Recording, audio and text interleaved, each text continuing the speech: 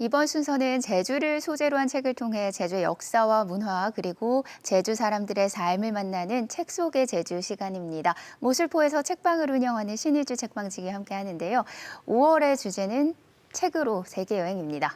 오늘 만나볼 책 소개해 주시죠. 네, 말씀하셨던 것처럼 이 5월에는요, 책으로 이제 제주와 연관이 있는 이 다른 나라들을 배경으로 한 문학 작품이나 이 관련된 책들을 소개를 하고 있습니다. 오늘은요, 이 제1교포의 시선으로 바라본 조국을 떠난 디아스포라들의 이야기를 한 권 전해드릴까 싶은데요. 지지난주에 소개해드렸던 이 빠친코와 일맥상통하는 부분이 있습니다. 이 빠친코는요, 일본을 배경으로 한 디아스포라 문학 작품이라면 오늘 소개해드린 책은요, 이 전 세계 디아스포라 예술인들의 흔적을 찾았던 그 기록에 관한 이야기입니다. 서경식 선생님의 추방당한 자의 시선, 디아스포라 기행이라는 책을 가지고 왔습니다. 네, 그런데 우선 디아스포라라는 단어가 낯선 시청자분들을 위해서 디아스포라의 의미부터 짚고 넘어갈까요? 네, 이 디아스포라라는 말은요, 네. 이 흩어지다라는 뜻을 가진 그 그리스어에서 유래된 말이기도 합니다. 이렇게 디아스포라라는 말은요, 본래 자신이 태어났던 조국을 떠나서 타지에서 자신들의 규범과 관습을 유지하면서 살아가는 그 민족 집단 또는 그 거주지를 가리키는 용어로 풀이되고 있습니다. 그런데 이 책에서는요, 단순하게 사회 문화적 관습을 지켜가는 사람들이라고 이렇게 단순하게 정의하고 있지는 않고요, 보다 포괄적으로 바라보고 있습니다. 이 부분이 그 프롤로그에서 자세하게 다루고 있는데요. 조금 읽어드리자면요. 네. 근대 노예무역, 식민지배, 지역 분쟁 및 세계 전쟁, 시장 경제 글로벌리즘 등 몇 가지 외적인 이유에 의해 대부분 폭력적으로 자기가 속해 있던 공동체로부터 이산을 강요당한 사람들 및 그들의 후손을 가리키는 용어로서 디아스포라라는 말을 사용하고자 한다라고 정의를 내리고 있습니다. 네, 이 책을 쓴 서경식 작가도 전 세계에 흩어져 있는 코리안 디아스포라라면서요. 어떤 분인가요? 네, 맞습니다. 이 서경식 선생님은요, 이 제1조선인 2세로서 이 여러 사회 운동에 정말 다양하게 참여한 인물이기도 한데요. 일제강점기에 이 철도 건설 노동자로 일본에 건너갔던 그 할아버지를 시작으로 해서 일본에서 살고 있습니다. 와세다 대학 불문과를 졸업하고요. 1971년 제1교포 유학생 간첩단 사건으로 구속되었던 자신의 형이었던 서승과 서준식의 그 옥중 뒷바라지와 또 한국의 민주화를 위한 운동을 펼쳐낸 인물이기도 합니다. 이 성장기의 사색을 담은 소년의 눈물로 1995년 일본 에세이스트 클럽상을 받았고요. 또 시대의 증언자 프리모 레비를 찾아서라는 작품으로 2000년에 마르코 폴로상을 받았습니다. 또 2012년에는요, 민주주의와 소수자 인권 신장에 관한 기여에 대한 그 공로로 후광 김대중 학술상을 받은 인물이기도 합니다.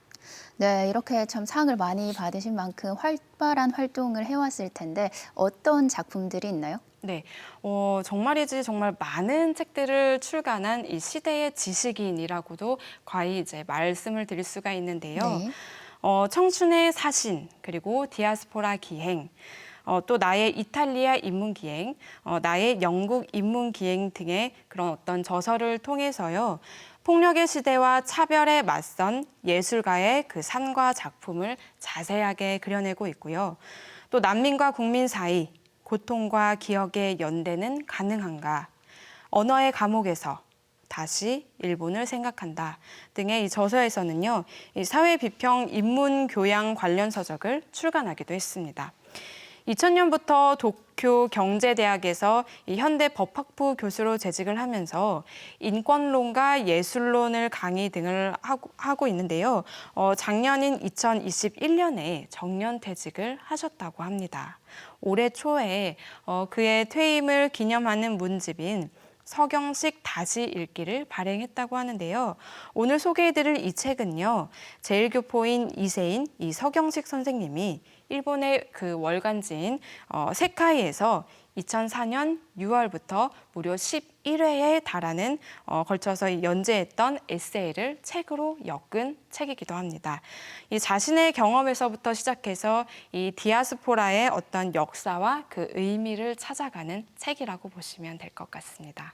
네, 그러면 이제 본격적으로 책 내용에 대해서 알아보겠습니다. 이 책 저자가 여행길에서 만난 다양한 예술 작품들을 디아스포라적 예술이라는 관점에서 새롭게 조명하고 있다고요? 네, 맞습니다. 이 책의 목차를 좀 살펴보면요.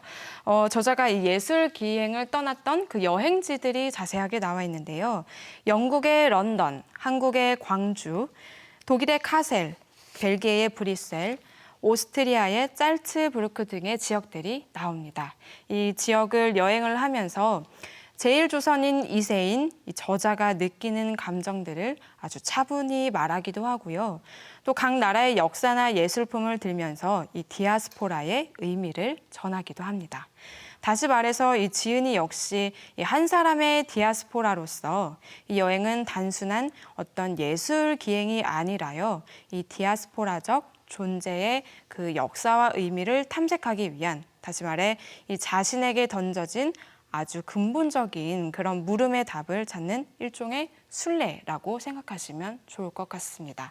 저자가 직접 여행하면서 만난 사람들이나 예술 작품들, 그리고 장소들은요, 또 어찌 보면 이 새로운 관점으로 해석을 하면서 아주 신선하게 다가오기도 하는데요. 이 다소 어려울 수 있는 이 철학적이거나 혹은 역사적인 이런 관점들을 보다 쉽고 차분하게 풀어낸 책이라고 볼 수 있겠습니다. 네, 또 책 속에 다양한 디아스포라 예술가들의 이야기가 담겨 있다고요?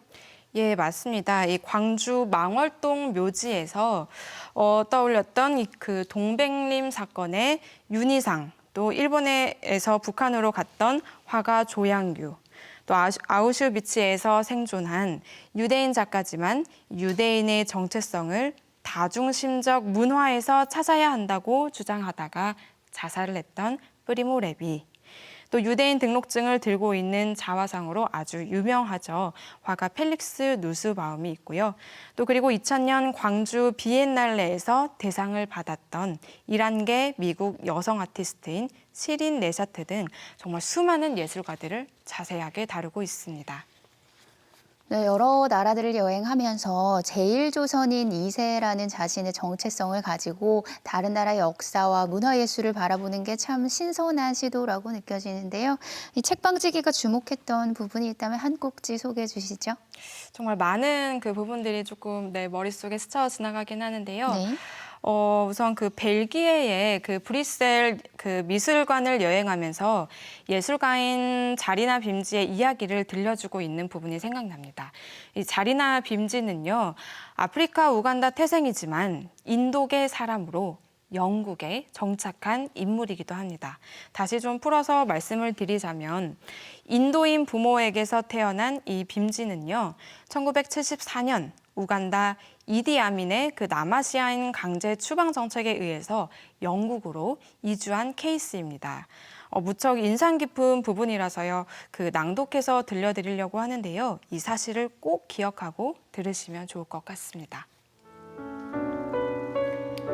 1970년대 중반 런던의 히드로 공항에서 인도계 여성만을 대상으로 천여막 검사가 행해졌다.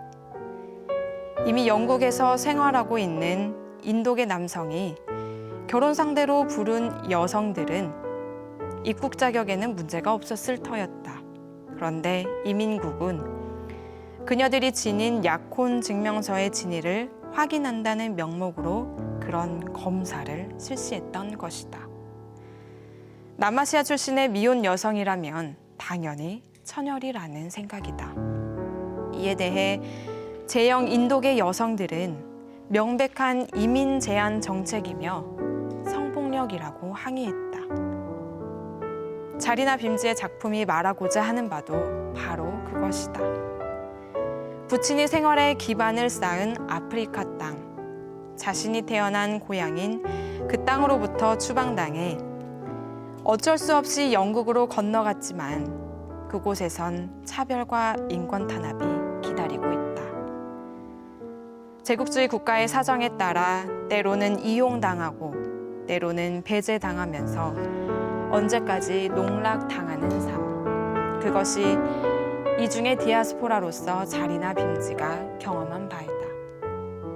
아민의 추방책이 난폭하고 우매하다고 비난하는 것은 어렵지 않다. 그러나 식민 지배로 그 씨앗을 심어놓은 영국이 마치 제3자인 양 구는 것은 위선이 아닌가. 식민주의 자체의 기원까지 거슬러 올라가 근본적으로 비판하지 않으면 제대로 된 비판이라고 할 수 없다. 네, 디아스포라 20세기를 특징 지은 제국주의, 식민주의, 국가주의가 초래한 비극이라고 할 수 있습니다. 일제강점기 때 강제 이주한 제일조선인도 이 비극과 맞물려 있죠. 저자도 제일조선인 2세라서 그 삶에 대한 이야기도 빼놓을 수 없을 것 같아요. 네, 맞습니다. 그 에필로그에서요, 그 코리안 디아스포라에 관한 이야기가 자세하게 실려져 있는데요. 그 중에서 저자가 소개했던 제일조선인이었던 김하일의 이야기가 유독 가슴에 남습니다. 좀 읽어드릴게요. 그는 제일조선인이라는 것, 또 한센병 환자라는 것 때문에 이중의 차별을 받아왔다. 국가에 의해 이유 없는 강제 격리까지 당했다. 가족과 형제를 빼앗기고 조선말을 빼앗기고 시력을 잃고 손가락까지 잃었다. 그 당사자가 비유가 아닌 글자 그대로 피나는 노력을 통해 문자를 습득해 역사를 배우고 자신이 누구인가를 말할 언어를 획득한 것이다. 모어의 공동체로부터 떼어져 다른 언어 공동체로 유령해간 디아스포라들. 그들은 새롭게 도착한 공동체에서 항상 소수자의 지위에 놓여 거의가 지식과 교양을 익힐 기회마저도 박탈당한다. 그런 곤란을 극복하고 언어를 쓸 수 있게 되더라도 그것을 해석하고 소비하는 권력은 언제나 다수자가 쥐고 있다. 그 호소가 다수자에게 편안한 것이라면 상대해주지만 그렇지 않을 경우에는 차갑게 묵살해버리는 것이다. 네, 잘 들었습니다. 이 책에서 디아스포라에게 조국이란 어떤 의미라고 설명하고 있나요? 예, 서경시 선생님은요, 그 도입부에서 이 팔레스타인 그 난민을 다뤘던 하이파의 도라와라는 작품을 설명을 하면서요, 이 조국의 의미에 대해서 이렇게 말을 하고 있습니다. 조국의 이미지는 그대로 나 자신의 것이 되었다. 디아스포라에게 조국은 향수 속에 있는 것이 아니다. 조국이란 국경에 둘러싸인 영역이 아니다. 혈통과 문화의 연속성이라는 관념으로 굳어버린 공동체가 아니다. 그것은 식민 지배와 인종차별이 강요하는 모든 부조리가 일어나서는 안 되는 곳을 의미한다. 우리 디아스포라들은 근대 국민국가를 넘어선 저편에서 진정한 조국을 찾고 있는 것이다. 네, 이 책을 읽고 난 책방지기의 소감이 궁금합니다. 네, 사실 저는요, 개인적으로 제가 이제 여행했던 그런 나라들이 네. 이 책에도 실려 있어서 좀 유독 더 자세하게 봤던 것 같긴 한데요. 제가 미처 발견하지 못했던 그 시각들과 그 견해를 새롭게 찾아볼 수 있는 책이어서 무척 감회가 새로웠던 책이었습니다.